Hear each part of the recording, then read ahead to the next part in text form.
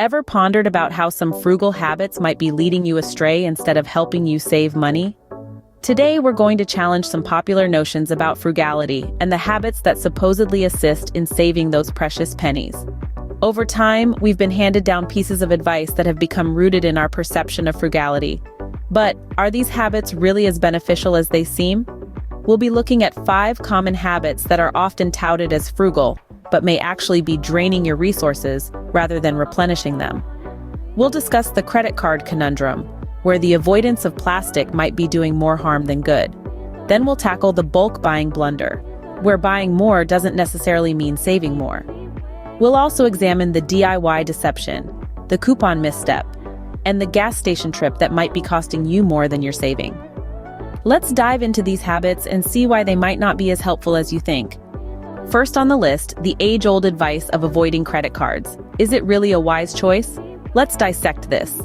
The idea of always paying with cash might sound like a smart move, yet it hinders your ability to build a solid credit score. This could be a major stumbling block when you need a loan, say for a house or a car. What's more, some credit cards offer enticing rewards and bonuses, such as cashback on purchases. That's like leaving free money on the table. But here's the trick.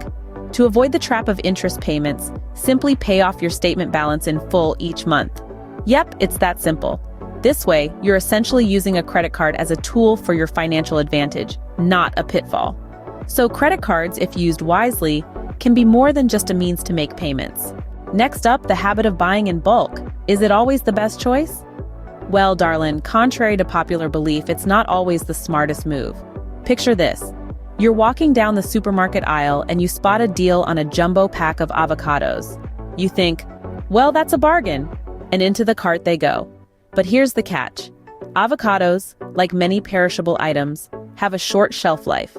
Before you know it, they're overripe, and you've got a bunch of wasted food and wasted money on your hands. Now, I'm not saying bulk buying is a bad idea, far from it, but it's essential to be mindful of what you're purchasing. Non-perishable items? Sure, go for it. But perishables? Only buy what you're sure you'll use before they spoil. So, the next time you're tempted by a bulk deal, take a moment to consider whether it's a real saving or a potential waste. Remember, buying in bulk is only beneficial when you're sure to use all of it. Ever thought of building everything yourself to save money? Now that's a thought that crosses many minds. The allure of those DIY videos where folks create stunning furniture with their own 2 hands is hard to resist. But here's the kicker. They don't tell you about the hidden costs. You see, the material, say for a rustic coffee table, might set you back around $80. But that's not the end of the story. The equipment, oh honey, that's where they get you. It can range from hundreds to thousands of dollars. And that's not even considering the time and effort you need to put in. Yes, learning a new skill can be rewarding. But before you dive headfirst into the world of DIY, take a moment to consider the overall costs. It's not just about the cost of materials, it's also about the cost of your time, your energy, and your peace of mind. Sometimes, the cost of convenience and professional expertise outweighs the savings from DIY. Finally, we have the habits of clipping grocery store name-brand coupons and driving miles to save on gas. Now don't get me wrong, who doesn't love a good deal or a discount? But here's the catch. Those coupons you're so eagerly clipping and collecting? They're often for highly marked up processed foods. And sometimes a different size of the same product, even by the same manufacturer that didn't qualify for a discount, is actually a better buy. So why not try buying generic brands and cooking from scratch? It's healthier and often cheaper. Now about driving miles to save a few cents on gas. With gas prices soaring, it's tempting to drive a little extra for a cheaper price. But ask yourself, is the extra wear and tear on your car, not to mention the time and gas spent driving, really worth those few cents saved?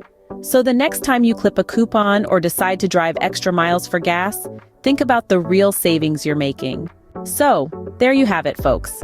We've debunked some common frugal habits like avoiding credit cards, buying in bulk, the DIY deception, and the misconceptions about coupons and gas savings. It's time we rethink these habits and understand that they might not always lead to savings. In fact, they might sometimes make us spend more. Remember, being frugal isn't about being cheap. It's about being smart with your money. Stay tuned for part 2 up next. Stay savvy, y'all.